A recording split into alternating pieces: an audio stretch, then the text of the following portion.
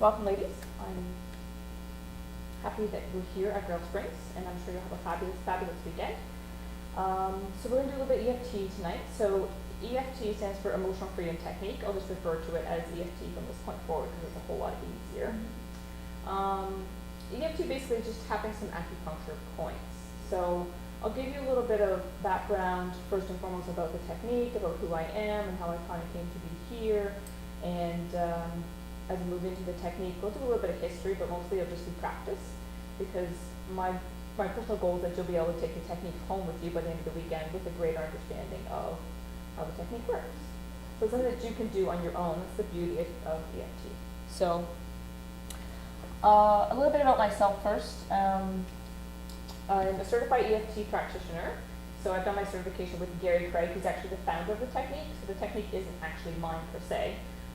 It's actually been founded by Gary Craig. So I've learned from him and certified, which was a really nice addition to my background as a registered social worker. So did my undergrad in psych and my second degree in social work. I personally prefer to do private counseling one-on-one kind of sessions. So it was a really nice addition to that because it works really well for people who've experienced trauma, anxiety, depression, etc. I'm also a certified yoga instructor, which again, EFT and being a counselor is a really nice blend with that. So through the process of yoga, what we're really doing is understanding our life and how we create it, and coming to that connection with the deeper part of ourselves. And I'm also a certified Reiki level 2 practitioner, and I keep my registration with Ontario College of Social Workers. So I'm sure we'll get certified in many other things.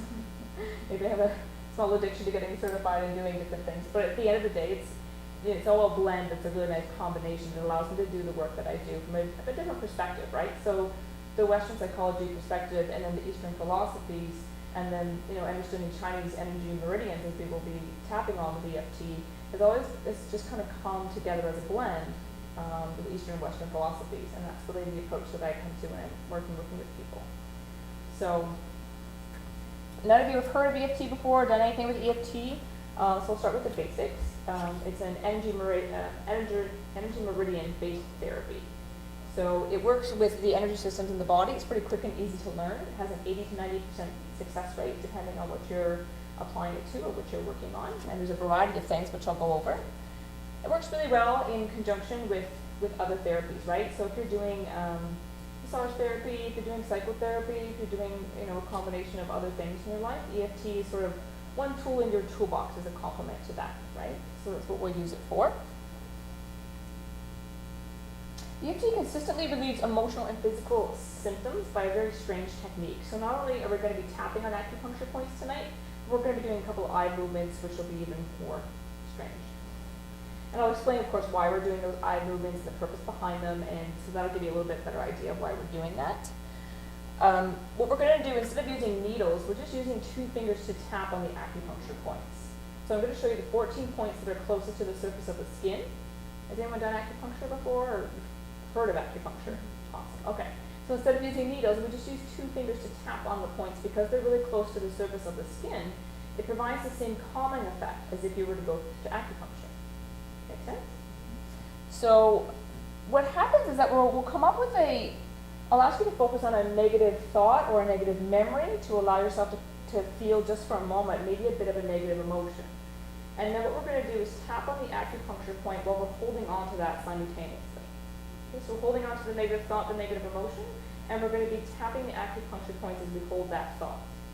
Okay, and we're going to say that thought or that word as we continue to tap down the points. Because when you have that negative memory or say that negative thought, it actually stimulates a negative vibration in your physical body, right? When we feel a negative emotion, there's a negative vibration happening in the body. So essentially what we're doing is thinking that thought and tapping the acupuncture point so that we feel calm. Thinking that thought, tapping until we feel calm and relaxed. Thinking that thought, tapping to balance the energy system. So the next time you think the thought that used to be negative, it now doesn't match that negative feeling anymore because it actually gets linked to a calm or relaxed, balanced feeling. And so what happens is that the thought changes. The memory will stay the same, but the thought or the cognition about the memory is different. So let's say you have a memory, for example, of having a fight with your brother John. And every time you think that thought or have that memory or bring that up, it results in a negative feeling, maybe anger, right?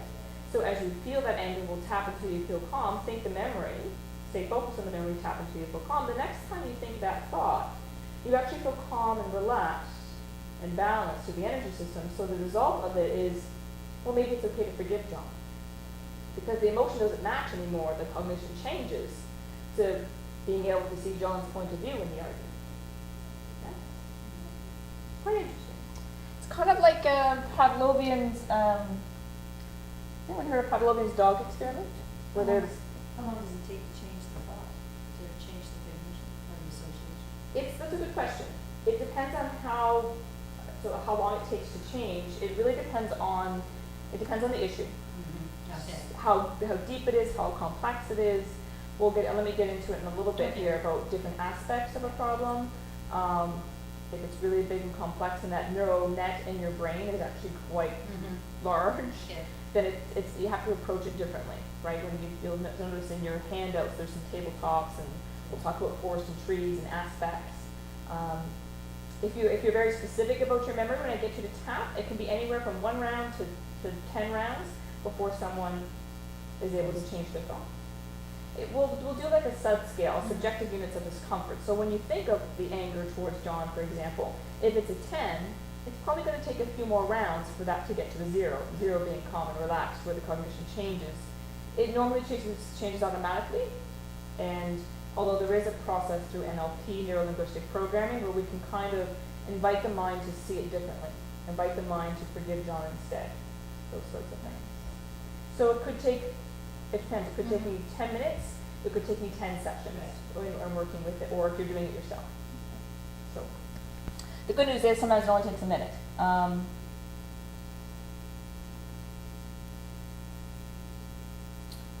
So Gary Craig, the founder, was actually a Stanford engineer, so he was very structured in his approach of teaching it initially, and then very structured in his approach of working through a problem, which we'll do the tabletops together maybe tomorrow night or tonight if we can. And he was also an NLP, neuro-linguistic programming master. So has anyone heard of NLP before? What do you know about NLP? Not a lot.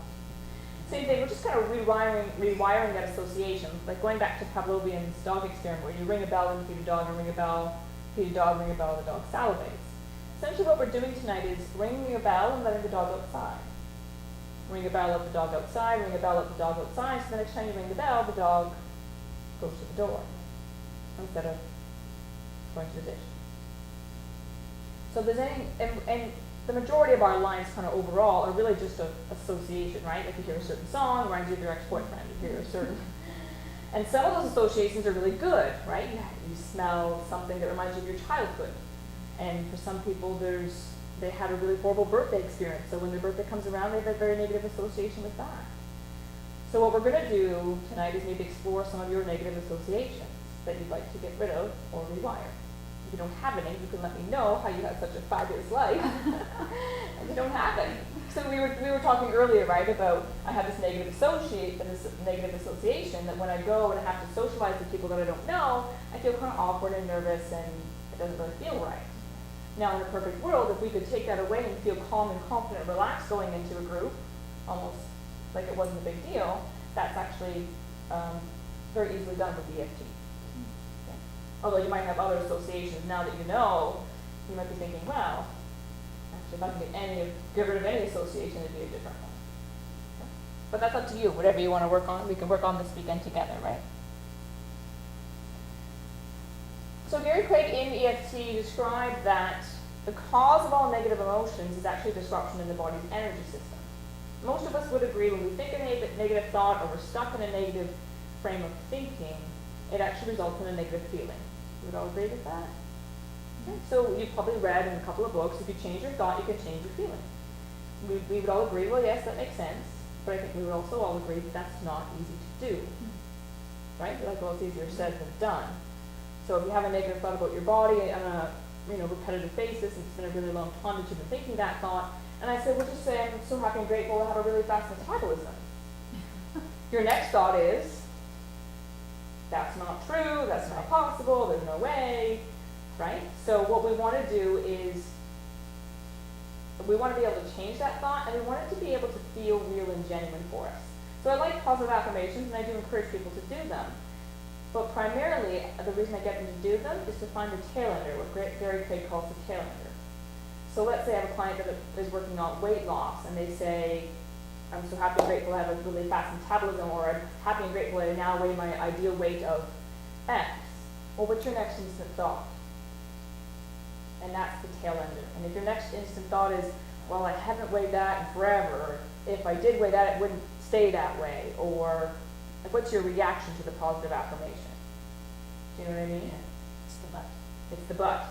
Yeah, but no one in my family's ever been thin. Or yeah, but nobody in my family has a fast metabolism. Yeah, but. And that yeah, but is actually the subconscious belief that's creating your reality. So what we do is EFT, or tapping, on the yeah, but. So that's the best way to find out the thought that's actually creating your reality on a regular basis, is do an affirmation and see what comes up for you.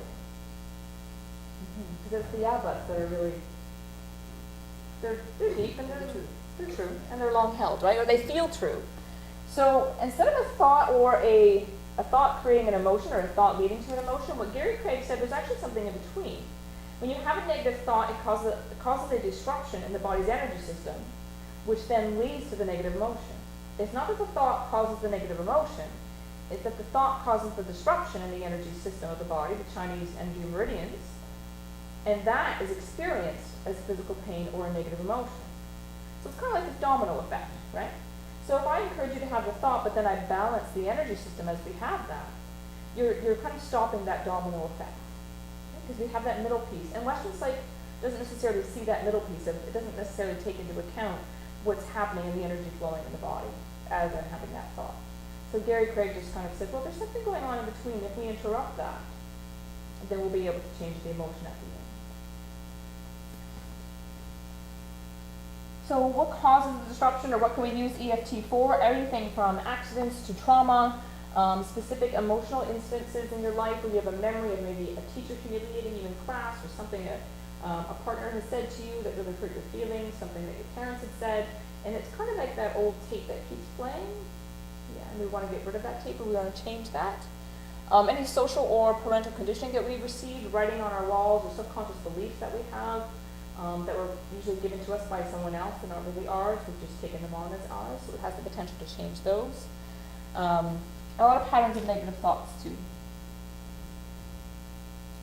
So something happens in EFT which is really important to note before we go into it, called psychological reversal, or PR. And it's PR, psychological reversal, is common about 40% of all of the experiences that we're tapping on, and about 90% of those who are experiencing depression or are struggling with addictions. And what psychological reversal means is I want to get better, or I want to change this in my life, but there's part of me that doesn't. Right? And so it's usually that thing that we've been trying to change in our life for a really long time, or we've tried 10 different ways to change that one thing in our life, and for whatever reason, nothing seems to work, right? Because there's a subconscious belief that it's really important to hang on to that instead. And sometimes the reasons that cause PR are something like safety, motivation, permission, not deserving, and the benefits of not getting over the problem, or the secondary gain. So sometimes, not always, for people, there's a secondary gain or benefit that they're getting from moving on to the problem. And most people don't recognize it, most people don't see it, don't want to see it, or it's difficult to acknowledge. It can be something as simple as, if I lost the weight that I really wanted to lose, I might actually be really attractive, and men would be attracted to me, and maybe there's a past experience where when men were attracted to you, it was a really negative experience, right? Or if I lost all that weight, I have to buy a whole new wardrobe, and I really can't afford that right now. There's no way I can afford that. So there's sometimes subconscious beliefs hold on to that. I'd really like to quit smoking, but everybody I know smokes. And we always go out at morning break and lunch break and afternoon break. So what would happen if I quit smoking? I'd lose my friends.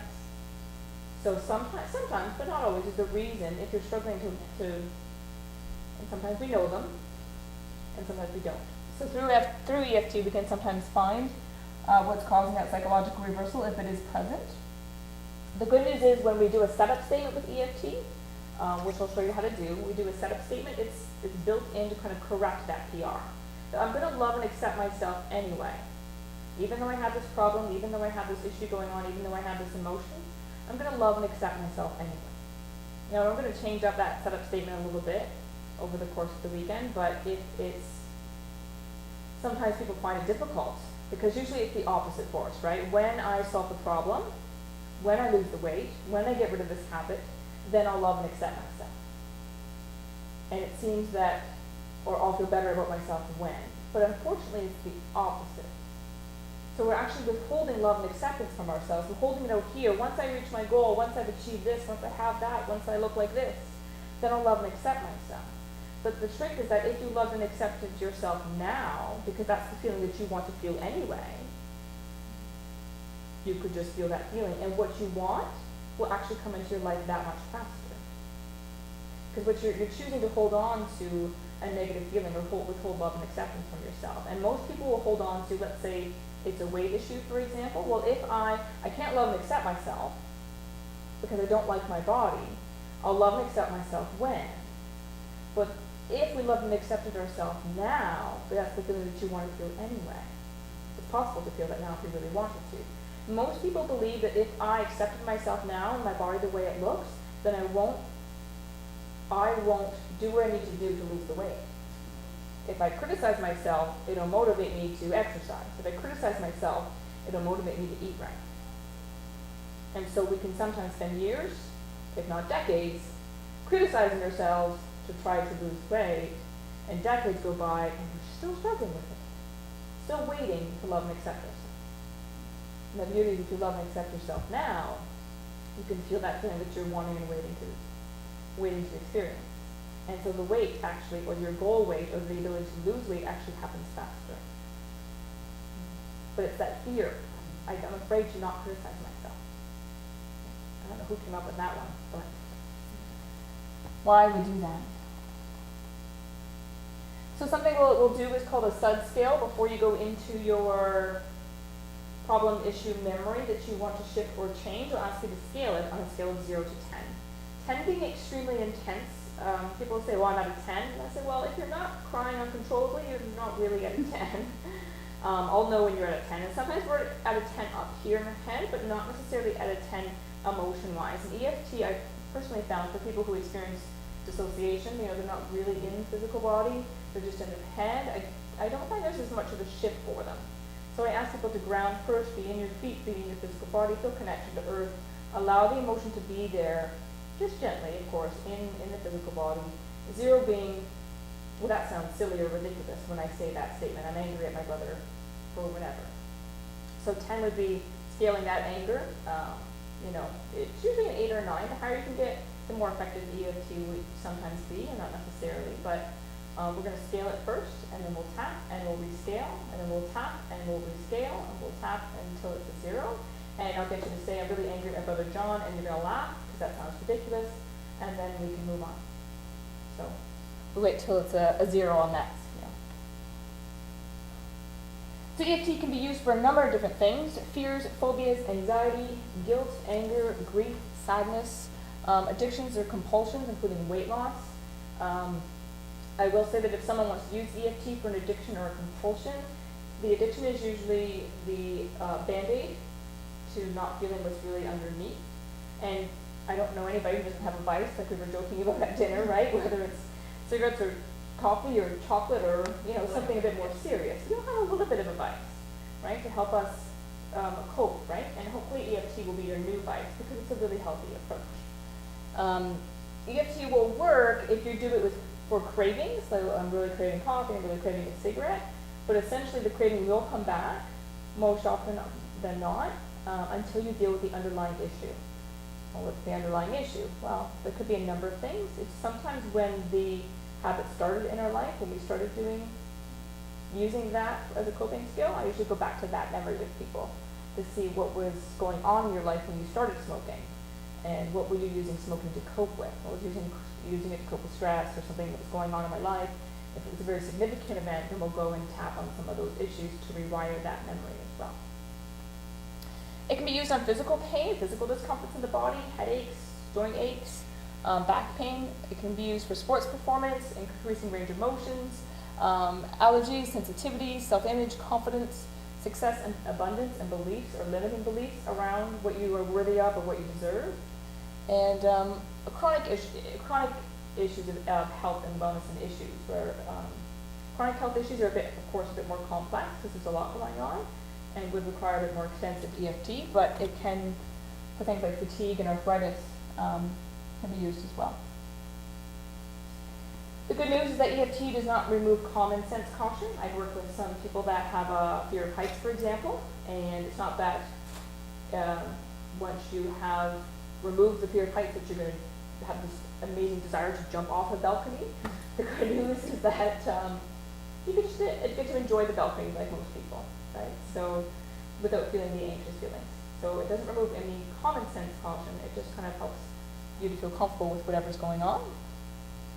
It does not negate the lessons, the reasons, or the truth of someone's experience. And it does not replace correct medical supervision. So if you're on any medications or taking anything, I encourage you to continue to do so or consult with your doctor about that. But it can help alleviate sometimes the medical issues that are going on. So we'll start with the basics. We'll start with, it starts with the setup statement, and you'll find that setup statement in your handouts. Even though I have this problem, I love and accept myself anyway. Now the word problem we're going to use just for the first couple of rounds, and then we're going to try to replace that with whatever emotion we want to experience, but just as we get to know the technique. We say the setup statement first to remove any psychological reversal that may or may not exist. And then we say the setup statement 3 times while doing one of 2 things. You can either tap the karate chop point, which is your first acupressure point, and you can tap right hand to left hand, or you can tap left hand to right hand. What I personally prefer to do is to tap both karate chop points together. Yeah, that makes a bit more sense, doesn't it? Yeah, you can do it whatever way you feel more comfortable. So we'll say the setup statement 3 times when we do this. There's a bit more of an effective way to do the setup statement. It's just not for everybody. You can come to a lymphatic drainage point in the physical body, which we call the sore spot in EFT. Now, your lymphatic system is sort of the water system of your body, and it's designed to move out throughout your body, right? But it's designed to move out bacteria and negativity or anything that's not supposed to be in the body. Now, you have certain areas of the body where there is more lymph nodes than others, right? You have extra lymph nodes here. You have extra lymph nodes in your inner thighs and under your arms, but there's actually extra lymph nodes here, right in your chest. So about 3 inches down from where a man would knot his tie, and then 3 inches across. So you can go right hand to left side, right hand to right side. You can go left hand to right side, or left hand to left side, or you could do both. And you'll know it's a sore spot when you come 3 inches down and 3 inches across, because it kind of feels tender when you're pressing in a circle as opposed to tapping. This is the only time that we'll press in a circle as opposed to tap. But you're pushing towards your back body a little bit, and just move around or poke around until you feel like, oh, I feel a little uncomfortable. And don't hurt yourself, but so you're stimulating the lymphatic system. We're encouraging the water in the body to flow. You can go for specific lymphatic drainage massage, right? Those sort of issues with lymph nodes. I know, it's amazing. Who knew? So in particular, if you're feeling sick or not well, you know you get that feeling in your throat when lymph nodes begin to swell. It's a really good time to stimulate the lymphatic system. So you can say the setup statement as you're either pressing here or tapping karate chop point. Either way is fine. So the reminder phrase is always the problem. So we say the setup statement 3 times, and then we're going to tap the other acupuncture points. The first one being the inner part of your eyebrow. So if you just take one hand, doesn't matter if you take one hand or both hands. You know when you go for massage and you kind of press right here, it feels fabulous? Kind of that spot right there. And you're going to tap with 2 fingers on the right side or the left side, doesn't really matter. And then your next point, we tap about 7 to 9 times on each of the points, okay? The next point is on the outside of the eye. What where your temple is. So come in line with the crease of the eye and just come back a little bit towards your scalp. And the beauty is that you can do both sides if you want. Again, we're just going to tap about 7 to 9 times there. The next point, if you follow your the bone underneath your eye, you can tap there. Nice. The next point is underneath the nose, right in the middle. Yeah. You can tap with 1 finger or 2. We use 2 just to kind of cover the area to make sure we're getting the point. The next point is right here, where the crook of your chin. Nice. You might notice that some spots are a bit more tender than others or feel different. Yeah. Yeah. The next point is just underneath your collarbone. So find your collarbones and just come just underneath. And again, the beauty is that you can tap both sides. You can tap one side if you only have one hand free. The next point is just underneath your arm. So we're going to come about 4 inches down from underneath your armpit. We're going to use 4 fingers this time. It's a little bit easier. You can tap both sides. You can tap one side. I'll show you the next point, and I'm only going to show it once, just for the fact that for some women it's actually quite uncomfortable, or it's not really in a convenient spot. And that's your liver point, which is really good for things like anger or rage or really raw kind of emotions. So it's right at the top part of the rib cage, either side. So you can skip this point, and I will skip it from this point forward, but you can always come back to it if you're working on a particular issue that as such. The next point is the side of the thumb. So you take 2 fingers to the side of your thumb. Yes. It's actually right by the nail bed. So right at the tip. Nice. And the same spot on the first finger. Nice. Same spot on the middle finger. We'll skip the ring finger. I'll tell you why. If you tap the ring finger, you're not going to explode and the world won't come to an end all this time. But we'll skip it because it's another point that we're going to come back to. Next point is your pinky finger. Awesome. Back to karate chop. Nice. Deep full breath in. Deep full breath out. Nice. So I want you to imagine, we'll just release for a moment. I'll teach you the full round of EFT and what that looks like. And then I'll just kind of break it down in pieces, and I probably won't go through the full round as we continue to work together. So I want you to imagine that EFT is sort of like a sandwich. So we just finished that tapping. That's just the top part of the bread. We're going to do some eye movements called the Gannet point procedure. That'll be the middle. And then we're going to go back and do the tapping again, which is the bottom part of the bread, or the sandwich, okay? So when we're doing Gannet point procedure, it's 9 different movements of your eyes. And what we're actually doing is firing the right side of the brain and the left side of the brain. So if you go home and search EFT, a lot of EFT practitioners have kind of gotten away from the Gannet point procedure, but actually my personal preference to include it and to keep it, because sometimes I work with I only do the eye movements, and sometimes I work with I only do the tapping. But I find the eye movements particularly effective. Now it actually goes back to Vipassana meditation, which is over 5,000 years old. If anyone's done Vipassana meditation before, what you actually do is scan for sensation on the left side of your body, and then you scan for sensation on the right side of your body. You scan for sensation on your left, you scan for sensation on your right, and you work all the way down and all the way back up in a pattern. And that's what you're doing when you're for the meditation. Now what happens is, so what's the point of that? What's the point of doing right-left? Now if someone was to have a stroke on the left, and the left side of the body is impaired, the stroke happened in what side of the brain? In the right. And if the right side of the body is impaired, the stroke happened in the left. So what happens when I'm actually doing, if I'm looking to my right, for example, I am firing the left side of my brain. If I'm looking to the left, I'm firing the right side of my brain. If I'm looking in a circle, I'm firing right brain, left brain, right brain, left brain. If I look the opposite direction, it's the same thing. Well, why would I want to do that? If you're repeatedly firing right brain, left brain, you're actually creating what's called like a whole brain experience. Whether it's through meditation or through eye movements, it can be done auditorily, it can be done kinesthetically, it can be done via sensation, right? So when you're creating that whole brain experience, it gives the subconscious part of the mind, or another part of your brain called the amygdala, which is sometimes overactive and overfiring, or where unprocessed emotions lie, if you haven't been able to process something from your past. It gives the brain sort of a window of opportunity to allow that emotion to come through to prefrontal cortex, so you can actually make sense of it. Now that's just kind of a really basic version of what's happening in your brain when you do that.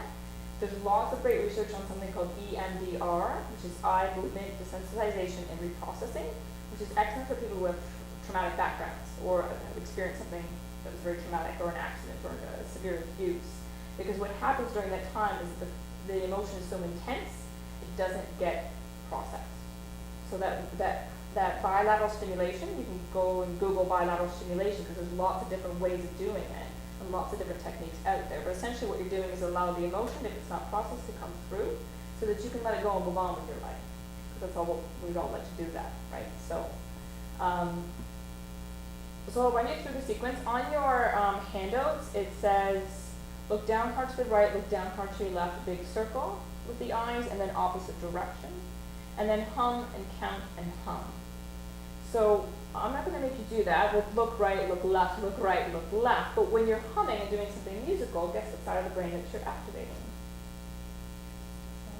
You're right. You're firing the right side of the brain. Because you know those really creative, artistic people that are left-handed? They're actually a bit more creative because the creative side of your brain is right side of the brain. And when I'm getting you to count, you're firing the left side of your brain, which is a bit more analytical and mathematical. That's why the majority of us are right-handed. The society sort of supports that a bit more than the arts. Right?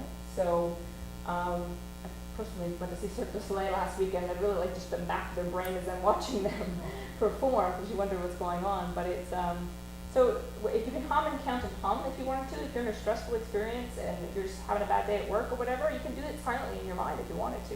You could hum "Oh Canada" for 10 seconds and then count to 10. And hum "Oh Canada" for 10 seconds and then count to 10. And nobody has to even know that you're doing that. Right? Because some of us are okay with tapping at work, right? Because I don't mind tapping in a car when I'm driving in my car, and if people look at me, I just give them a business card and say, I think everybody should be tapping. But if you're not ready to do tapping, another great way to just come into a relaxed state is to do some form of bilateral stimulation. Whether, you don't want to be rolling your eyes at people, because you never know who might get offended. So I'll get you to come. The reason we skip the ring finger when we're tapping on the fingers is because the Gannet point is actually the same energy meridian line in your body. So you come to the back of your hand, between your ring finger and your pinky finger. You can bend your knuckles to kind of find that space between the ring and pinky finger. Nice. And you're just going to tap there. Now for some people, tapping and moving their eyes at the same time is kind of like rubbing your belly and tapping your head. So if you want to press and hold, your other option is to just press and hold the acupuncture point. That's totally fine. And then I'll get you to choose a spot in front of you with your eyes. Okay? As you're tapping or press and hold if that's too much, you're going to close your eyes, and then you're going to open your eyes. And without moving your head, just look down to the far right corner. Again, without moving your head, look down to the far left corner. Okay. And then make the biggest circle with your eyes that you can find. Look to the left, look at the ceiling, look to the right, look at the floor. And then opposite direction. Look to the right, look to the ceiling, look to the left, look to the floor. And you can hum, count, and hum, but I'm going to replace that this evening, so just look ahead of you again. Horizontally, I want you to look to the right, and then scan across in front of you, look to the left, without moving your head, just your eyes. Scan across in front of you, look to the right. Scan across in front of you, look to the left. Nice, and then release the equal breath in. That's the middle part of the sandwich that we talked about. We're going to go back up and do some of those same points again. And I'll get you to do, we're going to add in some words. I'll add in the setup statement now together. I'll say it, you can repeat it back. And then we'll just say the problem as we tap down the points. And then I'm going to get you to see if you want to focus on something in particular, but not yet. Okay? So I'll get you to choose either the karate chop point or the sore spot, whichever you would prefer. That's up to you. If the sore spot feels better for you, we'll just go through a full round together. Yeah, go ahead. Okay. So we'll say, even though I have this problem, just repeat that, even though I have this problem, Even though I have this problem, I love and accept myself anyway. I love and accept myself anyway. Even though I have this problem, Even though I have this problem, I love and accept myself anyway. I love and accept myself anyway. And even though I have this problem, And even though I have this problem, I love and accept myself anyway. I love and accept myself anyway. Good. Come to the inner part of the eyebrow and say, this problem. Outside the eye, this problem. Under the eye, this problem. Under the nose, this problem. Chin point, this problem. Collarbone point, this problem. Under the arm, this problem. Outside of the thumb, this problem. First finger, this problem. Middle finger, this problem. Pinky finger, this problem. Karate chop, this problem. We're going to move into the Gannet point procedure. So come to the back of the hand, between the ring and the pinky finger.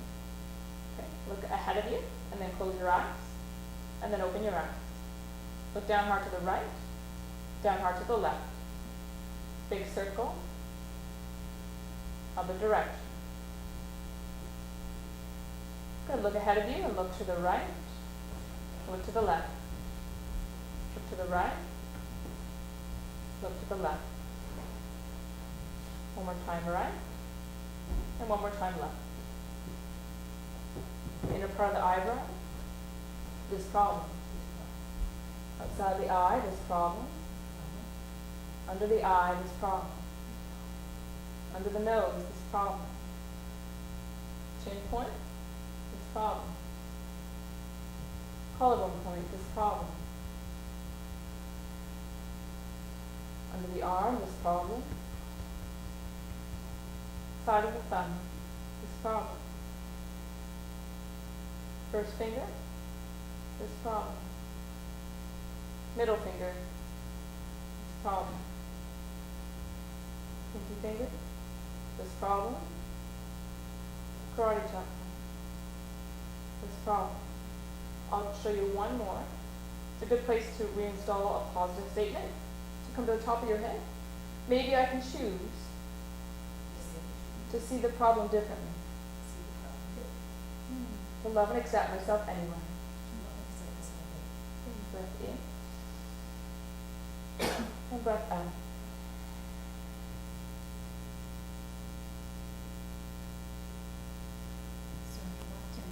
It's okay. So are we to think about a situation or how that situation made us feel, or maybe It could be maybe either. lost me somewhere? That's okay. It could be either. Okay. So if you think of a situation, essentially, There's a feeling associated with that. right. So focus on the feeling. So let's say it was nervous. Like if I think about going into a group and trying to socialize with this awkward, right? So you could both visualize a social scene, which would make you feel awkward, and feel the feeling of awkwardness. Okay. And then we would say, even though I have this awkward feeling, I love and accept myself anyway. Oh, but you were just saying a problem. We're just saying problem, Oh, yeah, because you were going for that part. We're just saying problem to be kind of general, because we Okay. haven't got to that point yet where we're going to focus on something specific. Okay, but we know of what the problem is. Yes. Okay. Yes. So right now, we're just focusing on, yeah. Just something basic or.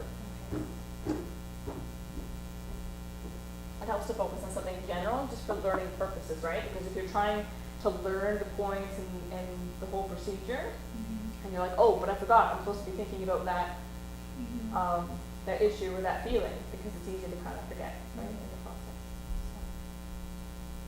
Any experience that happens when you do it? Calm feeling, anything? You only ever have around Yeah. that. I like the really related to the elements. Ah, Because I learned that when you're at work, and you're trying to concentrate, you're trying to read paper or something, and the words aren't coming. mm-hmm. If you take 10 minutes and do solitaire, play a game, or go to that artistic side, when you go back to the task, it's easy.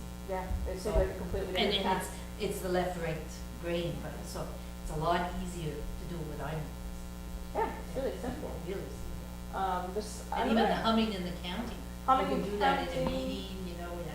Yeah, you can do it when someone, you're feeling irritated in a Yeah. meeting. Just hum and count and then you just sort of Yeah, relax yourself. yeah, there's lots of ways. You can be tapping just your Yeah, fingers tap under the under the table. table. No one Tap needs to fingers. know. You can press and hold and no one needs to Tap know. feet. Right, you can just press and hold a point. Like I press and hold karate chop point a lot, and nobody has any idea that you're doing it. You know, I can see that you're probably not going to be like, yeah, Yeah. well, I'm really upset right now. No, just been When you're talking to someone, initially it's fun. It's something that you do separate and private, but there is, you know, sneaky ways. You can press and hold whatever point that you like. You can hum, count, hum, or you can just, sometimes it's possible too to just focus on left side, focus on right side, focus on Yeah. left side, focus on right side. So there's infinite ways. There's something really great called Brain Gym out there. If you can Google Brain Gym, it's another really great exercise. Lots of different brain exercises, Yes. basically.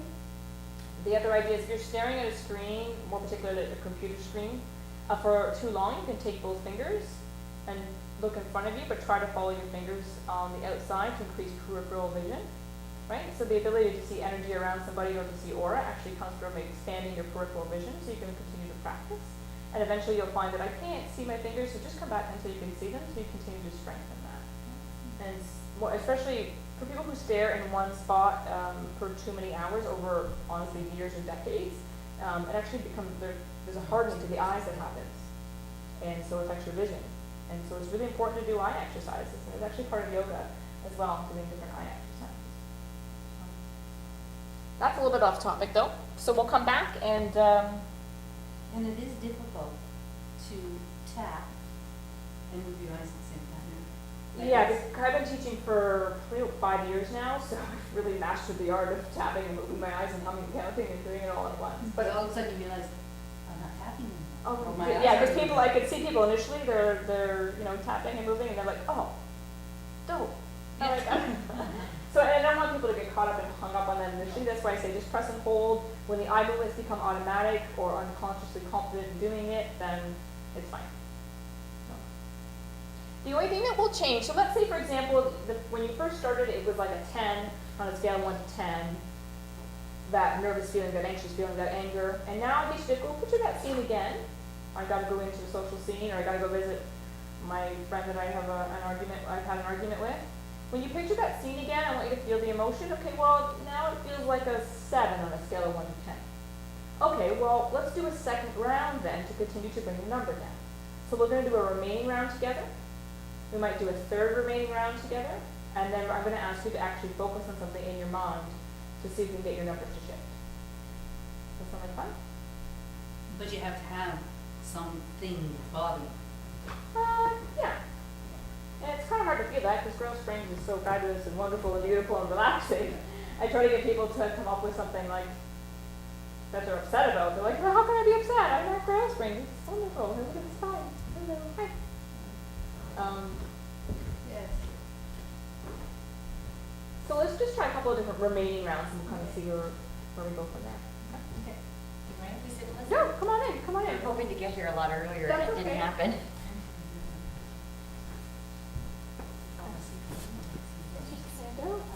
Thank you. So we're tapping on acupuncture points. You've heard of EFT before? Just a little bit. Just a little bit. Okay. Have you heard of it? No. Okay. So we're going to do a remaining round. So I've already done like a round of tapping. We're going to do a remaining round. We're just going to call it the problem for now, but what you would normally do is focus on something negative. So a negative memory, a negative emotion. We won't go there just yet because we're just trying to learn the points at this stage. Okay? So again, you can come to karate chop point. So both hands together. Yeah, and flip one hand up towards the ceiling. So this is both karate chop points together. You can just do one hand, or you can do the other hand, or you can do both. Okay? If you don't want to do karate chop point, you can press on sore spot, which is the lymphatic drainage point right here. Nice. So it's about 3 inches down and 3 inches across, and it should be sore or tender just a little bit. So it's encouraging the lymphatic system to start moving things out of the body. So either of those points is fine to do setup statement, whichever you prefer. If this is not comfortable for you for whatever reason, you can just tap, okay? And then I'm going to say a statement and you can repeat it back to me, okay? So even though I still have some of this problem, You still have some of this problem. I love and accept myself anyway. I love this exercise anyway. Even though I still have some of this problem, Even though I still have some of this problem. I love and accept myself anyway. I love and accept myself anyway. Good, one more time. Even though I still have some of this problem, Even though I still have some of this problem. I love and accept myself anyway. I love and accept myself anyway. Good, inner part of the eyebrow. This remaining problem. This remaining problem. Outside of the eye, remaining problem. Remaining problem. Under the eye, remaining problem. Remaining problem. Under the nose, remaining problem. And then the chin point, remaining problem. Collarbone, so just underneath the collarbone, about an inch. Okay. Remaining problem. Good. Under the arm, remaining problem. Side of the thumb, remaining problem. Right by the nail bed. Yeah. First finger, remaining problem. Middle finger, remaining problem. Pinky finger, remaining problem. Karate chop point, remaining problem. We're going to do the Gannet point procedure in between. There's some eye movement, just a brain balancing exercise. So tap the back of your hand between the ring finger and the pinky finger. Nice. Find a spot to look at in front of you and close your eyes. Open your eyes. Without moving your head, look down hard to the right, down hard to the left. Big circle with your eyes. Look at the side wall, the ceiling, the side wall, the floor. Other direction. Side wall, ceiling, side wall, floor. Good. Look ahead of you and look horizontally to the right. Scan in front of you, look to the left. Scan in front, look right. Scan in front, look left. Good. One more time. Good. Back up to the inner part of the eyebrow, remaining problem. Outside the eye, remaining problem. Under the eye, remaining problem. Under the nose, remaining problem. Chin point, remaining problem. Good. Collarbone, remaining problem. Under the arm, remaining problem. Side of the thumb, remaining problem. First finger, remaining problem. Middle finger, remaining problem. Pinky finger, remaining problem. Karate chop, remaining problem. Top of the head, maybe I can choose to see the problem differently. In a more loving and compassionate light. Good. Breath in. Breath out.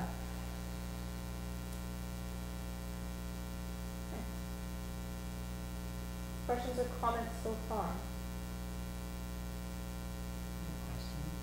I think I switched hands, like the first time you did the tapping, I did like this hand first, and then I think I did this one. Does it matter? No, switching hands is a good question, and I don't think I've ever done a presentation without someone asking me that. And switching hands is totally fine. Okay. Totally fine. So you can do the right hand for the first round, the left hand for second round, or vice versa. You can tap the right side, or you can tap both. You can tap here. It's fine. It's a good question. So I actually encourage, of course, that bilateral stimulation like we were talking about with looking right, firing left side of the brain, and vice versa. It's actually really good. I like people to switch it up. You can tap both if you want. So, yeah, good question. So now if you'd like to focus on something negative, we can actually see the effects of EFT happening. So sometimes if we just did it in general, it gets us to feel a bit more calm, a bit more relaxed. Okay? So is anybody calm with anything particular? You don't have to share it, and I would almost encourage you just to kind of go in your own mind to something that you'd like to shift and or change. So again, what we're doing is kind of rewiring that pattern. So every time I think of that ex-boyfriend, man, I feel irritated. Okay, so when we say the problem, we're just going to say this irritated feeling, this irritated feeling, this irritated feeling. If I feel anxious going into crowded situations, I'm going to tap on even though I have this anxious feeling, this anxious feeling, this anxious feeling, as you tap right down the point. What I personally find that's been more effective with the clients that I've worked with, if someone's ever said a really negative comment to you and it kind of sticks in your mind, and when you go back to that comment, you can actually feel the emotion of hurt coming up, for example, you could tap on even though I have this hurt feeling. Allow me to accept myself anyway, or maybe I could choose to see it differently. But sometimes saying the actual statement that brings up the hurt feeling is more effective.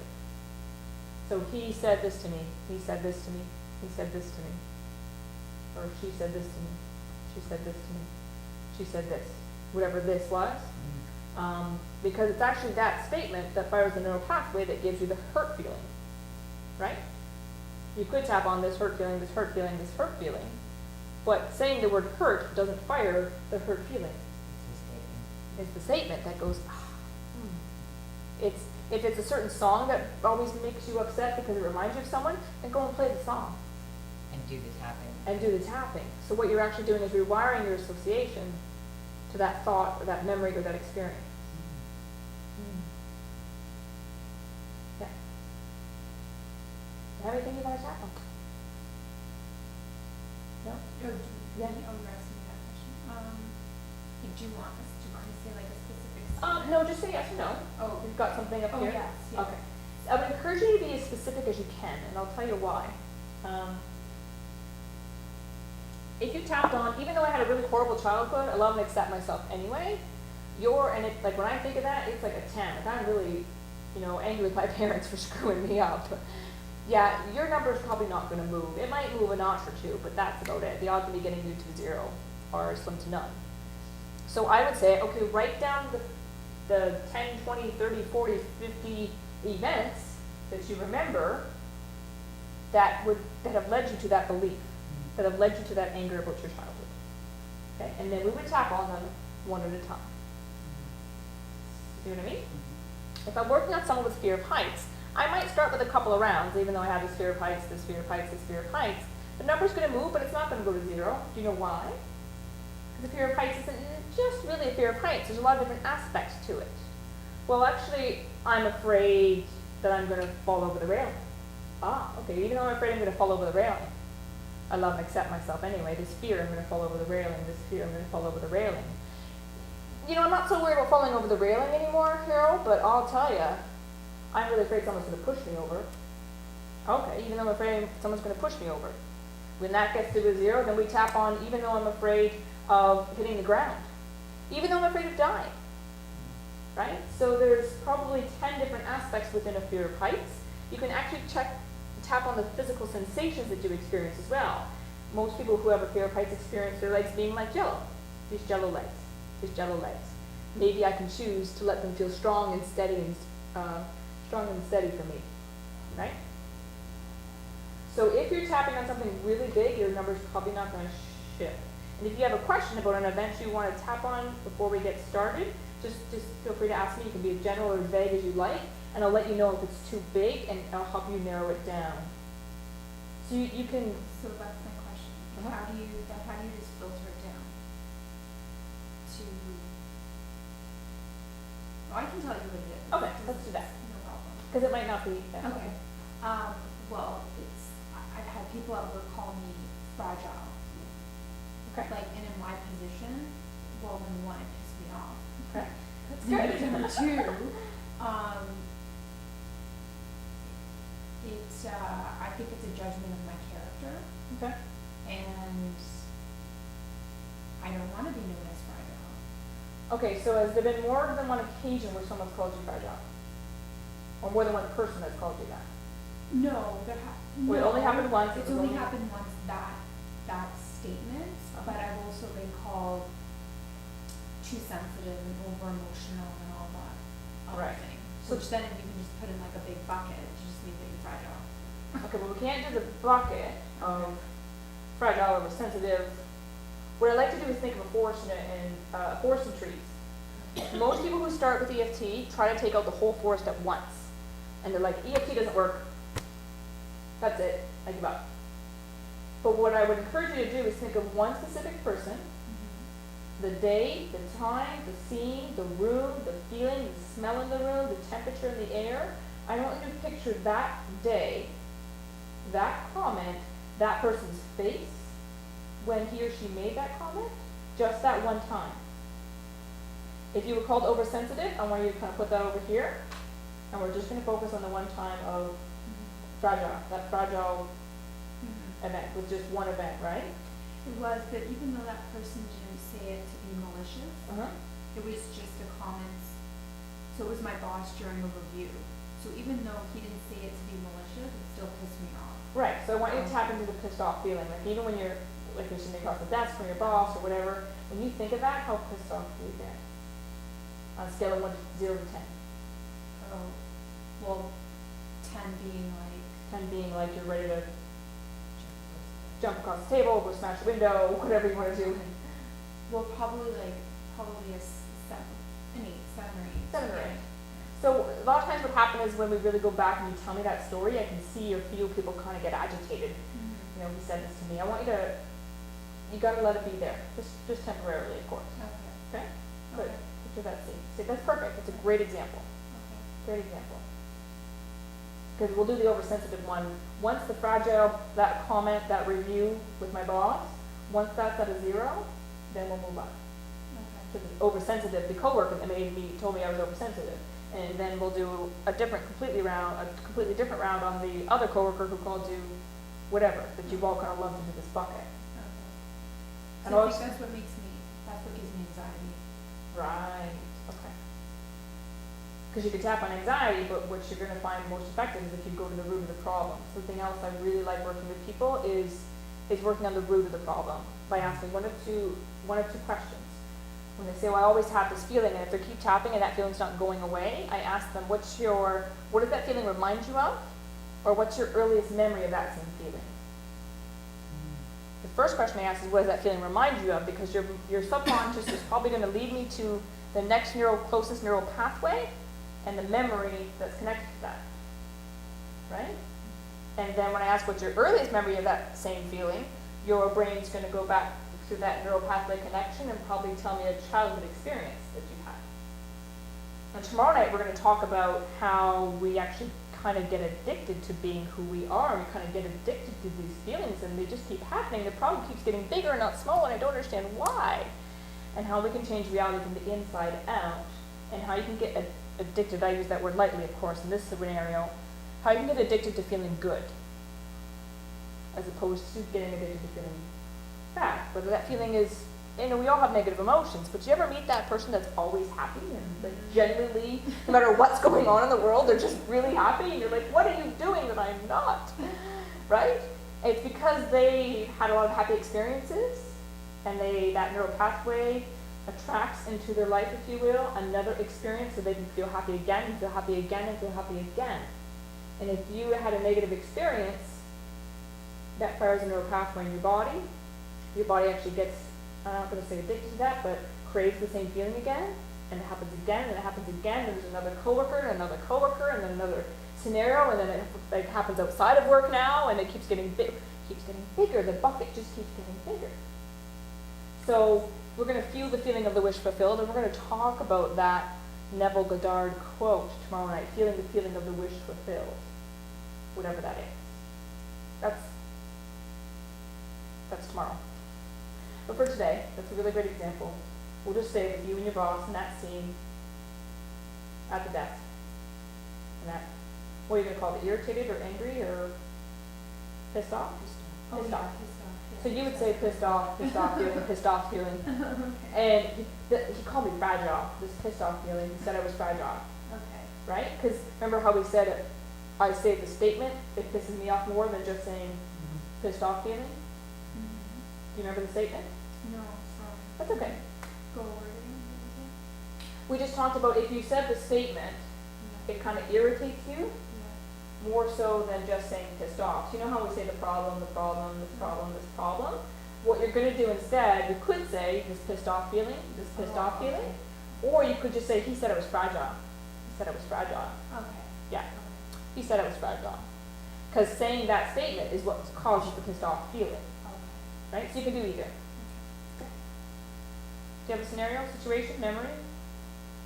I happen to be one of those weird fortunate people who don't have. You're the one that's addicted to happiness! I don't waste my time on negativity, so. Awesome. Yeah, It works so really I'm well trying to for, figure out, it works really well Yeah. for cravings, it Yeah. works really well for physical discomforts. I don't have one I'm but gonna be it's crazy okay, about that. it's I'm okay. gonna switch my I'm situation. gonna keep doing it. When in Yeah. doubt, in group scenarios, I encourage people that if you don't have one of your own, you can support others. Yeah. Because we all I understand. saw that, yeah, no, Right, I we're was doing seeing, really close yeah. together. So Yeah. the other option, of course, is to support those. So what they've actually found is that in group scenarios and group settings, if we're just working out loud with one person and we're all tapping for that person, if you have any related scenarios or situations in your subconscious mind that may be related to that, when you go back and check in on them, they're often decreased as well. Yeah, fascinating. Do you have a scenario, you have any questions about what? I think I kind of do, like, yeah, I think I have something in my mind that I can. Okay. And if you scaled your emotion on a scale of 0 to 10, 10 being it's really intense and 0 being having a great time. I'm like Mary over here. Yeah. Everything's fine. So much. No? Probably an 8. Okay. Yeah. And if you had to name the emotion, are you comfortable sharing the emotion? What that would be? Yeah, I guess it would be, I don't know if it's an anxiety, I get upset. It's just mostly when my husband is complaining about work so much, and then he brings it home, and then I then feel it on top of me, and I feel like I need to fix it or make him happy and Right. all that. And so it's just like, okay, you need to stop bringing that home. Okay. So can you think of one specific time where you felt anxious or overwhelmed by your husband making a comment? Like, was it worse one day than another? Because if it's happened over the years or a number of times, you may not feel the shift or the change. So Right, you can okay. choose a really recent one, like this Okay. week. Yeah. And if you felt like, oh my God, stop coming home, this makes me anxious, then Yeah. just pick one that's really recent. Okay. Okay? Yeah. So the initial one I had in my mind is a work situation Okay. where I'm dealing with an employee who we've been doing an investigation on for the last 9 months. He's been off work, getting paid, and it's like conflict of interest and trust issue and all that. So it's finally come to fruition, and we've just had a meeting this week, and we're basically going to fire him on Tuesday. Okay. And so there's like this anxious feeling and this thing sitting in the room with him. And is it your job to fire him? Well, my boss actually now has to fire him because I don't have the delegation authority. Right. But basically, he worked for me, Ah. and so it just happens to be that my level, when you're in government, you need to be at a certain level to actually fire. So, yeah, there's this thing, this feeling of Anxious, nervous. yeah, and this kind of like, you know, there was this trust, and the trust wasn't there. It was like, you know, Right. So violation of trust yeah, is different. okay, A violated feeling is different than I feel anxious or nervous about firing him on Tuesday. okay, Do you see what I mean? yeah, yeah. I don't want you to tap on both because we would tap on them separately. So I think want you the to. anxious one is Okay, the anxious is more stronger. prominent. So on a scale of 1 to 10, how anxious do you feel just thinking about the interaction? What if he blows up? What if he, Yeah. whatever. So anxious is, we'll scale that on a 0 to 10. It's probably like a 9. Yeah, probably 9. Okay, I can tell. Yeah. By your voice. Like- Okay, so we'll scale that 0 to 10. It's like a 9. And then if we do continuing rounds or remaining rounds tonight, you can go into the he broke my trust, he broke my trust, Okay, he broke my trust. okay, Okay? Because that's a different feeling. okay. Another good example of how many aspects there are. Right. A lot of times what people find, it's always fascinating. People tell me, my anger is like a 9. Okay, well, we'll start tapping on, I'm so angry, he said this to me, I'm so angry, he said this to me, I'm so angry. The anger goes to a 0, and they're already on to, oh no, I'm not angry anymore, but I'll tell you, I'm really hurt. Right. Oh, and this hurt feeling, this hurt feeling, this hurt. Oh, Carol, I'm not hurt anymore, they're not even done the round. The hurt's gone, but it's this now, right? Because there's a lot of layers to it, and everybody's different. Some people need to do like 10 rounds on anger before they get to anything that might be underneath that. And some people do like half a round on anger and they've already switched. So it is a process. I want you to stay focused on anger until we check in and say, okay, anger is definitely a 0, but sometimes people experience that. So just be aware of that as we're tapping if your mind is switching. And the reason that we keep saying the phrase as we tap down the points is just to keep the mind focused. Just so the mind doesn't wander off into unrelated issues or the violated my trust as opposed to the anxious feeling. Because that's what it'll do if you don't say stuff as you tap down the points. A really common question that I get is, do I have to do it out loud? I personally have found it myself and with clients it's more effective to actually say it out loud. If you practice it extensively and you want to do it silently in your mind, saying this anger or this anxious feeling, whatever it is, then you can try that. But I personally find it's better to say it out loud. Okay? So you're a 9, anxious. Yours is anxious and it's an 8.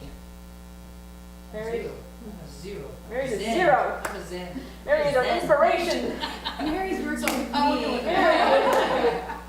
Carmela. Carmela, and Carmela's pissed off feeling, Yes. and she's a nader in life. Awesome. I don't mean that's awesome, but No, no. we've all got something. So please choose your preference, either karate chop point or sore spot whenever you're ready. And I'm just going to say, even though I have this feeling, okay, but in your mind I want you to say anxious, pissed off, okay? And keep the scene, if you can, keep the scene in your mind, the visual. If you need to close your eyes, I'm fine with that. So even though I have this feeling,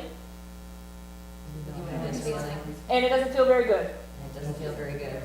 I love and accept myself anyway. And I love and accept myself anyway. I give myself permission to let that feeling go. I give myself permission to let that feeling go. Even though I have this feeling, Even though I have this feeling, and it doesn't feel very good, and it doesn't feel very good. I give myself permission to let that go. I give myself permission to let that go. To love and accept myself anyway. To love and accept myself anyway. We're going to do that one more time. Even though I have this feeling of, Even though I have this feeling of anxiety, I give myself permission to let that go. I give myself permission to let that go. I love and accept myself anyway. I love and accept myself anyway. Fully and completely. Fully and completely. Good. Inner part of the eyebrow, this feeling. This feeling, Outside the eye, this feeling. this feeling, Under the eye, this feeling. this feeling, Under the nose, this feeling. this feeling, Chin point, this feeling. this feeling, Collarbone, this feeling. this feeling, Under the arm, this feeling. this feeling, Keep focusing your mind on the scene. Side of the thumb, this feeling. this feeling, Nice, right by the nail bed on the side. Nice. First finger, this feeling. this feeling, Middle finger, this feeling. this feeling, Pinky finger, this feeling. this feeling, Karate chop point, this feeling. this feeling, Back of the hand, between the ring finger and the pinky. Nice. Look ahead. Close your eyes. Open your eyes. Down hard right. Down hard left. Big circle. Other direction. Good. Look ahead. Look to the right. Without moving your head, look to the left. Look to the right. Look to the left. Once more. Good. Inner part of the eyebrow, this feeling. this feeling, This feeling. this feeling, This feeling. this This feeling, feeling. this This feeling. This feeling. This feeling. Side of the thumb. That's the hardest transition. First finger, this feeling. Middle finger, this feeling. Good pinky, this feeling. Karate chop, this feeling. Top of the head, maybe I can choose Maybe I can choose to let this feeling go. to let this feeling go. See the situation differently. See the situation differently. In a more loving and compassionate life. And more loving and compassionate. Good, deep full breath in. Deep full breath out. Now, some people find the number shifts and change as they're tapping. Some people find they need another 5 minutes before they really feel the difference. Some people find they don't feel the difference until the next morning. Most people find that it's quite immediate. So if you go back into the scene, does it feel different? Does it feel the same? Did you check in with the pissed off feeling on a scale of 0 to 10? I think I just had trouble with keeping myself focused on the scene. I don't know if I've changed on my, If you think, because I'm thinking about it now and it still irritates me. okay, that's okay. Is it still a 9? It's probably still going to irritate you. Sometimes actually people find the number increases before it decreases a little bit. Because they actually allow the emotion to be there. Well, it's probably, no, because at one point I was thinking, well, it's just stupid. Like, I don't need to just like get over it, it's stupid. Is it a thought or is that a feeling? That's a cognition. Just get over it. Yeah, it was probably a thought. But do you still feel irritated when you think of it? Like you try to bring it up. or as irritated? As you. It irritates me that he used that word and he thinks like that. Okay. We're gonna do another round, you're gonna stay on, we're gonna do a remaining round and you're gonna stay with that. Okay. Sometimes it gets more specific. Right? Well, I think, What do you think about it? Okay. So in your mind, you could just be saying, I don't like to use that word, I don't like that word, I don't like the fact that you call me that.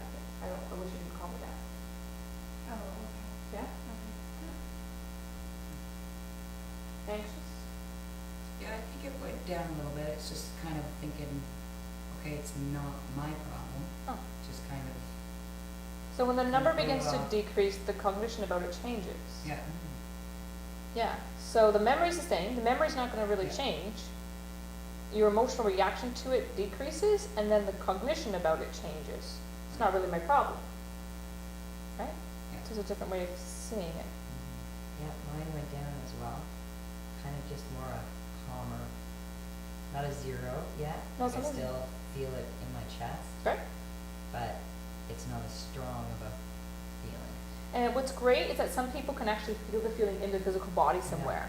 So when you're tapping down the points, you could be, when we say this feeling, could be this anxious feeling in my chest, this anxious Mhm. feeling in my chest, Yeah, 'cause that's. this what anxious it is. feeling in my chest. I give my body permission to let it go one deep full breath at a time. I give my body permission to move this anxious feeling up and out, Mhm. right? So it's not really EFT basics, like tomorrow morning and tomorrow evening we go into how you can change the setup statement and change the phrases as you're tapping, and there's no real right or wrong way to do it, just as long as you understand the principles behind it, there's no real way to screw it up.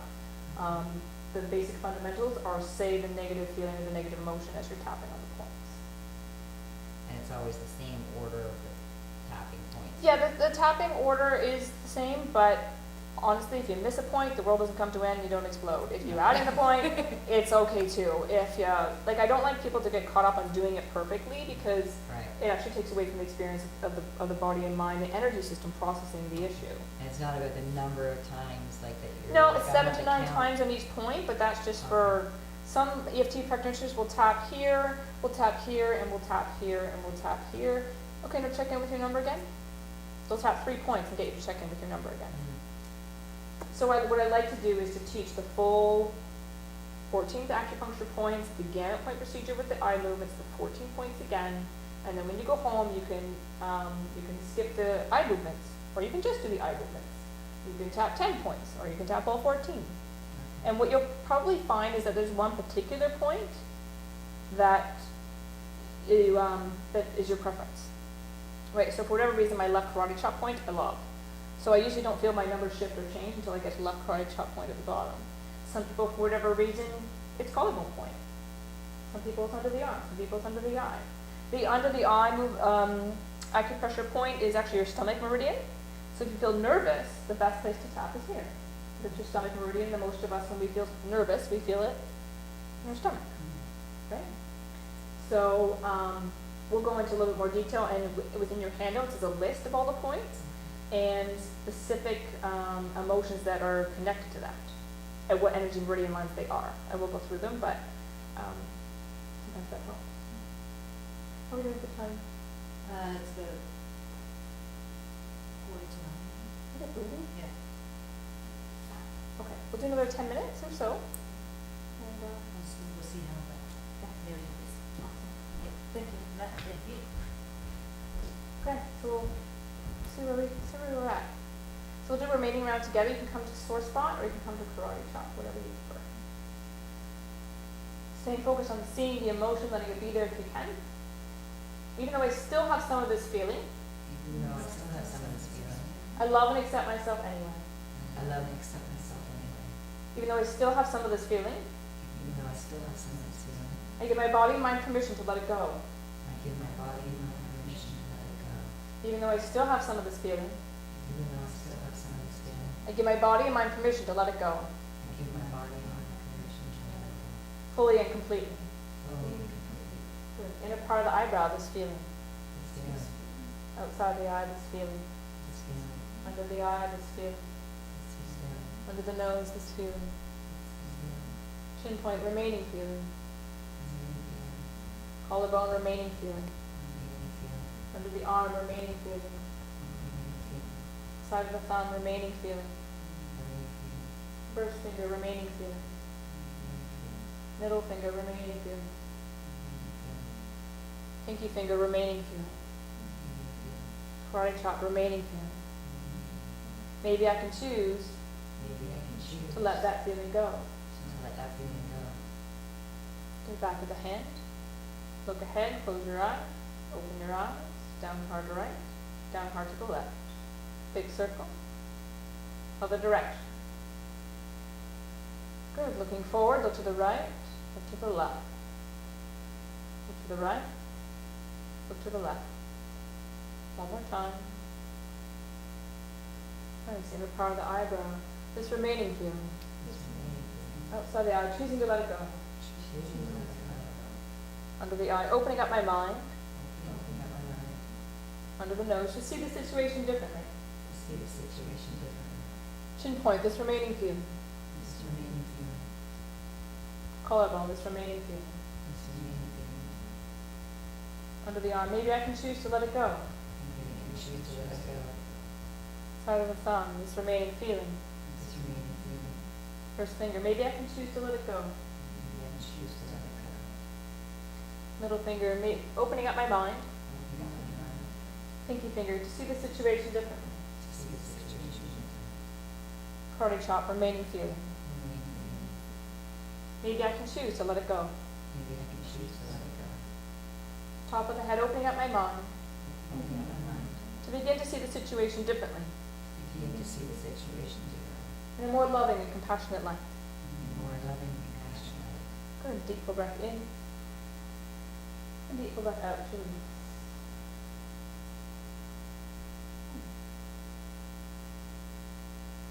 And check in with the seeing and the emotional reaction to the scene.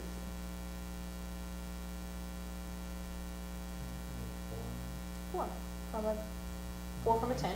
2 or 10. That's about a 4. Sometimes when we get lower, it starts to shift, change. It's still anxious, nervous, and for you, I'd maybe get more specific. What are you anxious about? What might happen? Yeah, it's not the what might happen. I think it now goes to the trust thing. If you're switched to trust, then the anxious feeling's gonna either dissipated or it's low enough to move on. My personal preference is to get to a 0 for anxious feeling before you move on to the trust. So the anxious feeling was initially a, why would you feel anxious about the situation? Or what reason is there to be anxious about? You know, I don't know, like that's the thing, like I think I need to dig on that one because I'm not worried about him freaking out or something, he's not like that. It's just more about the fact that, okay, how did this happen? How did I not know? How could it have gone on so long? What could I have done? Is it my fault? Like, Those start are all going different all that aspects, kind right? of crap, yeah. Even though I think it might have been my fault, or even though I didn't know it was happening, or even though, Right. so that's why, like, if we were working together for, like a one-on-one session, we would write down all those different aspects. Yeah, Until when you say them, it doesn't matter, it doesn't make sense, or you feel okay about it. yeah, Because anxious is really broad. okay, right. So then it gets So to you be gotta like, get to know even though I why didn't know it was anxious. going on, I can't believe I didn't know it was going on. I love, accept, and forgive myself. Right. I didn't know what was going on. How could I not know? I didn't know he was doing that behind everyone's back. How could I not know? Yeah. How did I miss that? Oh my Yeah. God. Right? Was it my fault? I should have been paying attention. Right. That's something that's what we would probably move on to next. Yeah? Okay. Makes sense? Yeah. Yeah, probably about a 3, Okay. just, yeah. And because it's happened many, many times, it's hard to say what. It's great that your numbers are a 3. I just thought maybe it would stay because it's happened so many times. But you're thinking about Yeah, I just, it's a different, like, just kind of different, it's his problem, it shouldn't, it's not me, he's gotta change his way of right. thinking. So I don't have to take it on. Yeah, So when we say maybe I can choose to open up my mind and see the situation differently, right. sometimes I will lead a client and say maybe I can choose to forgive so and so for what he did. I won't add that in until your number is less than a 3 or a 4. So so what I like to do is say, maybe I can open up my mind to see the situation differently, and I let your mind decide. Because it's not really up to me. And your mind will figure it out in a much better way than I could possibly have. My opinion is that the divine lets us see it a different way, and it's not really up to me. That's great. So I would still do maybe 1 or 2 more rounds. What do we think about our boss? He said you were fragile. Well, I think I had trouble holding the specific situation seen in my head, Mhm. so I took that as positive. Yeah. Because I'm having trouble focusing on it, then Yeah. it's really just, It's not a big deal. it's not a big deal. Right. So what some people find is that I ask them, go back into the memory, go back into the feeling. They're like, well, I can't, it doesn't matter, or I can't get there. And everybody experiences it differently. Some people feel like it's over there and I can't get it anymore. Or I try to experience it, but it doesn't matter. So for you, I would move on to somebody else's comment. Someone else, like another situation. Another situation. Oh, okay. Oh, you want me to tell you? No, you don't have to. Oh, okay. No. So sometimes what I do is what Gary Craig used to call testing. It means you try to get the number back up. That's the only way to know whether or not it's really cleared, is to try to get the number back up. So as much as I think you're wonderful and I really don't know you that well, I would just say, you know what, Carmela, I don't know you well, but you're really kind of fragile. And you feel and wait and see if you still feel irritated by that, then we could just keep tapping until your next cognition is automatically, well, I don't really care what you think. Which is where we want to be, Right. You want to be, right? Or that it's, yeah, you know what, I am fragile sometimes, so what? Yeah, I embrace there's it. there's a Like it's there's a there. non-reaction to it. Stats, yeah. Okay. Yeah, that's so But I true. love and accept myself anyway, Right. right? That's why we're using that. I got I'm- lots of pieces in me, like, Yeah. Because I would often take that as criticism. Oh. right. Like I've had people say, oh, you're so emotional. No, I'm not. What are you talking about? And I don't think that they're being rude. They're just saying like, you're just on the spectrum of emotions and sensitivity. You're just more on this end. And I just thought that was just someone insulting me. So it's kind of like what you're saying. It's not just a bad thing. It's just And I'm thinking, that's good, because I'm pretty emotional too, so sounds like we might be crying sometimes. And the other aspect is like, well, maybe it is good to be emotional. You're really insensitive and you don't have any emotions. Exactly. It's hard to hear that, Yeah. right? Like to be in a different reactive place to But I it. think that, sorry to interrupt you, No. but that's how I was called fragile. And you shouldn't be emotional at work. Plus, I'm the only girl in the office. Mm. Like, I'm in a male-dominant industry. all I'm men. the only girl, and it's a total boys' club. So it's like, oh, keep calling me fragile. Right. So now I'm pissed off again. Okay. Great. That's where I really want you to genuinely be whenever you're around. Let's There do you it. But go. the reality is, like, that's me, and that's kind of, I forgot your name, I'm sorry. Very. Fair. Like, that's me. But But there's still a bit of irritation left. I'm but- irritated because, see, I'm a project manager. And he still comes to meetings with me because in client meetings, I don't conduct, sorry, I'm monopolizing the conversation. I don't, he's explicitly said, I still come to the meetings because I don't want them to gang up on me. And that pisses me off. Because the meetings are, again, full of men, Right. which, fine. It's the industry that I'm in, like, made my bed, sleep in it, I have Right. no problem. But I'm at a meeting, like, if you don't want to show me respect when I say, okay, moving on to the next item, and you want to just continue chatting and not listening to me, I'm not there to babysit you.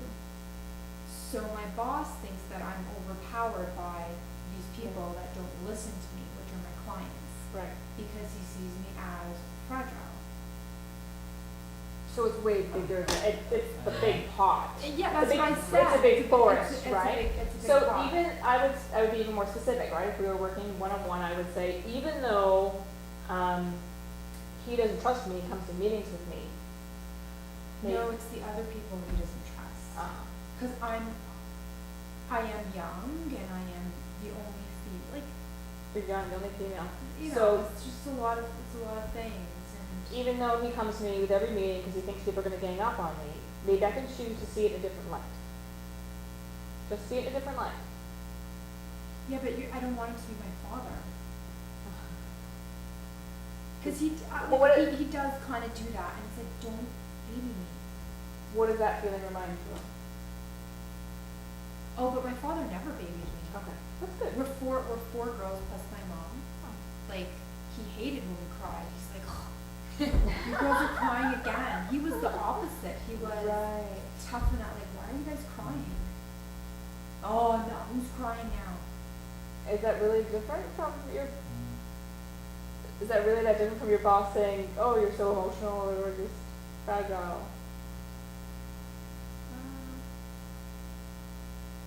Oh, no. Oh, you're saying it's the same thing? Yeah, well, it sounds the same to me. Well, he's much different than my father. Okay. No, my father's, he'll tell you right to your face, he'll tell you crying about it. My boss is a little bit more of a teddy bear, and he's gentler when he approaches you, Right, but he still tells you the same thing. right. Is your emotional reaction the same in both scenarios, like with your dad or with your boss?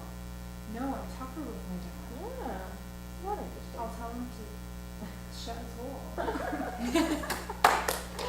But with We your get each boss, other you involved. can't do that. No, I wish I could, and the problem is, I cried in front of my boss, which is the worst thing you could do. That's a different, You that's a don't different treat. cry at work, and I freaking cried in front of him. I would go draw a forest with you. We would draw a tree. The time that I cried in front of him, the time that he came to the meeting with me, the time that he called me fragile in his office, because they're all, do you see how they're all different aspects? I know, but the thing, like, I can't do nothing about it, like, it's the reality, like, as much as I wanna work through all of these points and these emotions, Yeah? it doesn't change the fact that these happened. No, it won't. It won't. It won't, I It doesn't promise. change the fact that he probably still thinks that I'm excluded from a couple of things because he probably thinks I can't handle it. Like, all these things are great for me to do internally, but it doesn't help the fact that I've done them, I've cried, and he thinks that, and it's probably gonna not help my career. That's a whole other aspect. Okay. What's actually going to happen, which most people find with EFT and with continuous use of EFT, it's not going to change the fact. No, it won't. But what I personally found is the more that I tap on me and my issues, the more the external world changes. So if I've tapped on self-esteem or confidence, or even though I don't want them to view me that way, because you're in a vibration, if you will, because at the most subtle level, we're all just vibration, right? So at the most subtle level, you're vibrating. I don't want people to think I'm fragile. I don't want people to think I'm fragile. I don't want people to think I'm fragile. And so what you keep creating and experiencing in your reality is that feedback. Because you get what you think about most of the time. But you're thinking about fragile. What would, right? So if I said to you, don't think of a snowstorm, Right. don't think of the Eiffel Tower, I don't want to be fragile, I don't want others to perceive me that way, what would you like to be perceived as? Strong, confident, So how come it taking is charge kind of woman. Okay, well what does that feel like? I don't know, I've never felt strong, confident, get out of my way, I'm an in charge kind of woman. Okay, well that doesn't matter. What you can do is imagine that feeling. If you don't have any particular instance in your life where you have felt that, you can imagine it. The more that you imagine that, the more that you fire that neural pathway, the more that you strengthen that feeling within you, and your body, like we said, I said briefly, your body gets addicted to that feeling. The more that you feel strong, confident, get out of my way, because I'm sure you've met those women, Yeah. Yeah. they have this aura, energy, vibration about them, like, get out of my way. Yeah. Because they feel that and experience that over and over and over, and the brain and body have gotten addicted to that, and then they vibrate it out. And then their boss doesn't go with them to a meeting. But the only way to get there is to not focus on the fragile, but shift and change your focus to, I'm a super confident, get out of my way kind of woman. So even though I felt fragile at that meeting, because I can only do one scene at a time, or one aspect at a time. Maybe I can choose instead to feel like a strong, confident, kick-ass kind of woman. Whatever it is that you want to feel. And then when we add in the top of the head, maybe I can choose to see myself as a strong and confident woman instead. Right? So we want to keep alternating. If you had a previous experience where you did feel strong, confident, in charge, what I would do, I can't do it all in one session, right? What I would do is get you to alternate it. We would do one round of negative. I felt so fragile, I felt so fragile, I can't believe I cried in front of them, I felt so fragile. But you know that one time, that time when I did that speech, I was super confident. I felt so amazing and confident when I did that speech. I felt so amazing and confident when I did that speech though. I remember that time I felt amazing and confident. And then we alternate, okay? So we do that fragile feeling, super confident when I did that speech. This fragile feeling, super confident when I did that speech. Right? All the way down, you're going to alternate. And the reason being is because I want to link this memory of fragileness with this feeling of super confident woman. So the next time that you think, oh, he's going to think I'm fragile because I cried, your next immediate thought is, yeah, but I was a really confident woman that time I did the speech. Because I want to take that super confident neural pathway and I want to connect it to this one. So eventually, your next associated thought, like the ringing the bell and feeding the dog, we're going to ring the bell and let the dog out stop. You see how it works? It's very complex. But the best way, I think, that you can shift your external reality is not by struggling out here, because that's all, everybody does it. I haven't met anybody, including myself, that hasn't tried a million different ways. I want him to think differently of me. I want them to think different of me. I want them to respect me. I want them to listen to me at the meeting. I want this, I want that. And they're not changing, and they're not responding. Because the only thing you ever have control over is you and your vibration that you're putting out at a subconscious, subtle level that we're not always aware of. And it's only within you when you begin to say, I'm a strong, confident woman. I'm a strong, confident woman. And if you say that statement and that positive affirmation and you have a tail ender like we talked about, remember the tail ender part? Like, Yeah. I'm a super strong, confident woman, and your next immediate thought is, well, no, I'm not, I'm fragile. Okay, well, that's the subconscious belief. Right? So you just say that affirmation as you're tapping as much as you can, or we would do alternate work together. We want to blend those together. It's a really great example. How long have you worked there? Almost 4 years. Okay. Did you think you were fragile or have that belief before you started working there? Yeah. Oh.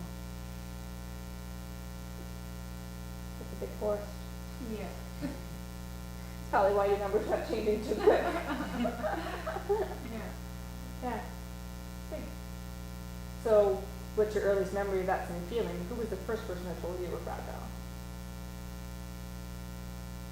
What was your first experience of that? It's okay. Like, if it's something you want to change, you can. But if it's not, then Well, it was a previous employer to Oh. just yeah. kind of just followed me. Wherever you go, there you are. Yes. Can't just leave me somewhere else. Why is it that every job I have is this? Why is it every boss I have is this one? But the the really There seems funny to be part a is that constant here. we are the constant. We are the common denominator. Yeah. And so once you get past that, okay, that really sucks. I am the common denominator. That must mean that I need to change me. That if the problem isn't within me.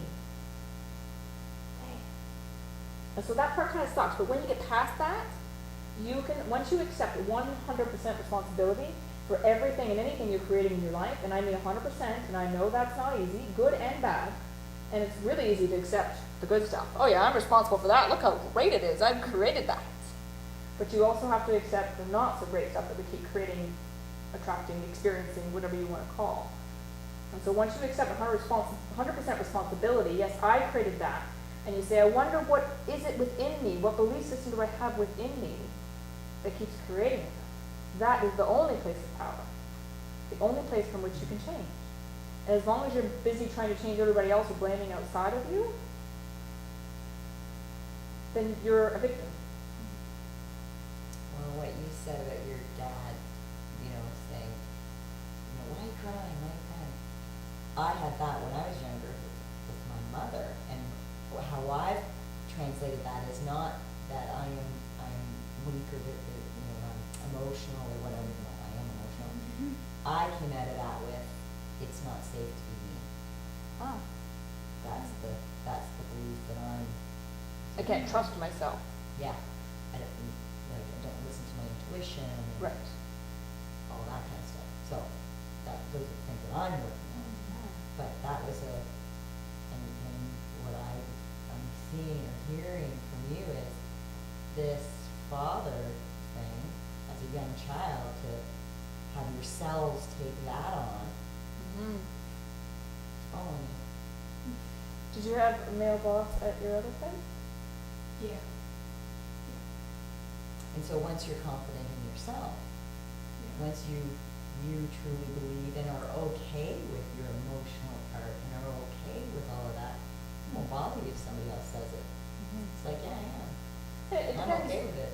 what your goal is too. Like, okay, if I don't want to be fragile or I don't like people perceiving that, if you're okay with that, then we can just tap on being okay with other people perceiving you that way.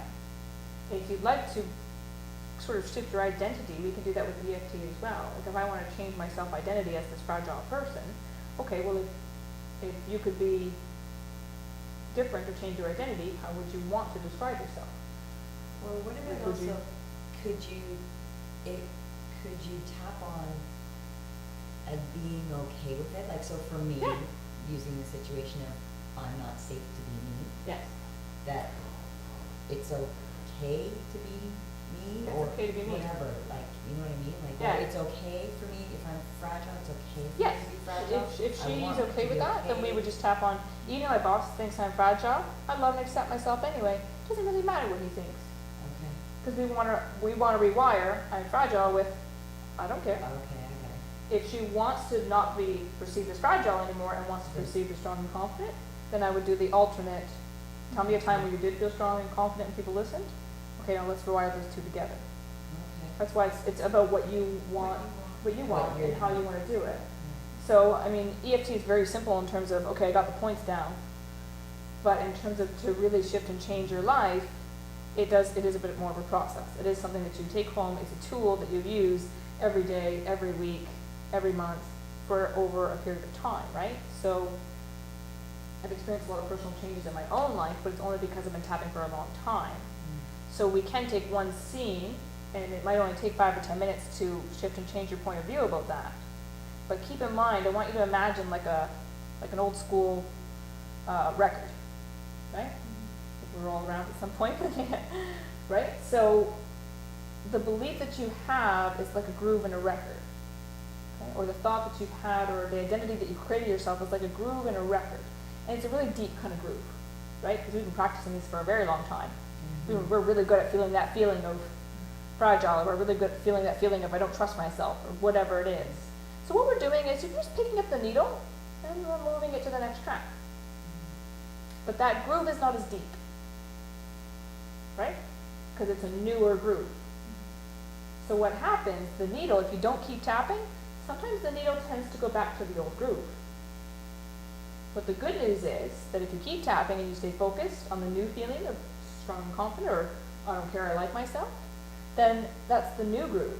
And the more that you stay on the new groove, the longer that you stay in the new groove, the old groove fills back up, disappears. See what I mean? It's like a narrow pathway, which is this neuron's connected to this neuron, connected to this neuron, which is a combination of emotions and identity. What we're doing is shifting and changing that. We're shifting and changing to a different emotion. We're creating a new neural pathway over here. But this one's not as strong or complex. It's a smaller spider web, if you will. This one's like a really big, complex spider web. But the more often that we spend time firing this neural pathway, or hanging out and building this spider web, the old one falls away. The neurons don't connect as good anymore. They're still there, like going to ride a bicycle if you haven't ridden a bike in 10 years. You're kind of wobbly, but the neural pathway is still there. So what your goal is that's why change is so difficult. The goal is to fire the new neural pathway as often as you can. And so the more you tap, the more that you feel this calm, relaxed feeling, Or what I'll kind of get into over the course of the weekend is how to feel the new feeling. Feeling the feeling of the wish fulfilled, what you want to replace it with. Yeah. Probably about 9 o'clock. I thought we made it in time for some of Yes. this. Questions? Comments?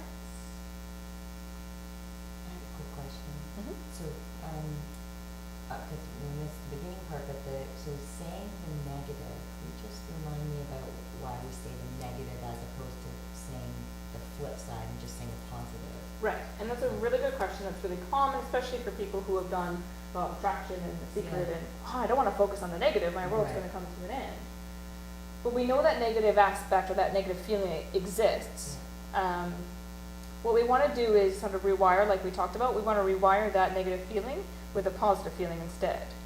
It's kind of like the Pavlovian dog: ring a bell, feed a dog; ring a bell, feed a dog; ring a bell, the dog salivates. So you have an association with that thought and a negative emotion.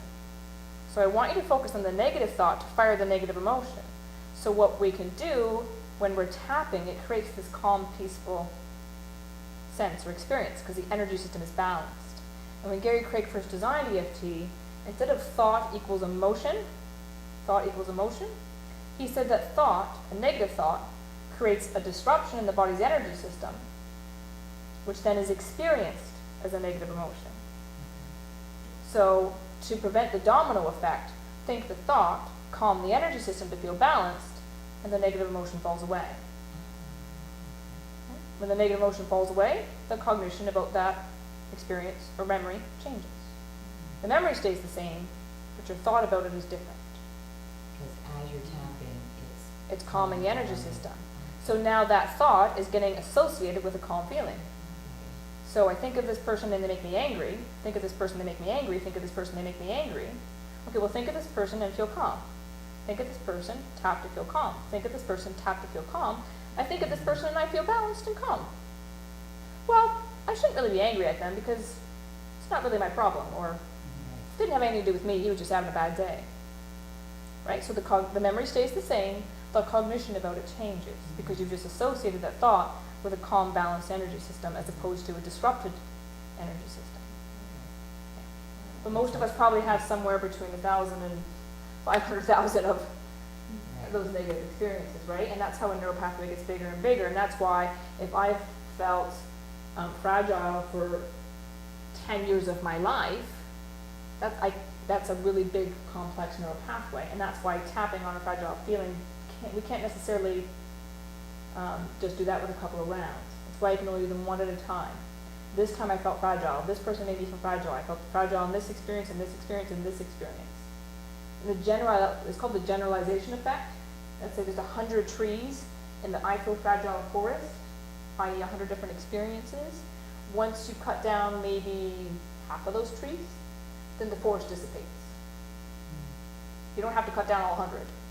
I would encourage you to go and write them down and do them in a particular order, or do 5 a day, or whatever you want to do. But it is that chipping away, if you're working on something bigger, it's the chipping away at single trees that will eventually cause the forest to dissipate. Good question. I like that. Yeah, some people are good with imagery. Yeah. So I'm available all weekend. I'll be floating around. We're here again tomorrow morning for an hour, I think. Tomorrow evening, and Sunday morning I'll be offering like little 10-minute sessions that I can just have someone come up and we'll just focus on an issue that they want to work on if they're comfortable sharing that. And I'm available to do private one-on-one sessions this weekend as well, which can be booked at the front reception. So, but I love chatting about it. So What time tomorrow? I think it's 9:15 to 10:15 because we do Grail mantra at 9 o'clock. Oh. And then the hike or the walk is at 10:15. So after Grail mantra at 9, we'll do like 9:15 to 10:15. And go from there. And it's here, everything's here. Yeah, awesome. Okay. Please enjoy. Go have a steam room or a sauna or a hot tub or whatever you want to do. Tea, hot water, lemon. Thank you. Thank you so much. My pleasure. Thank sorry. Listening, I'm monopolizing the conversation. Sorry about that, guys. That's all right, no problem.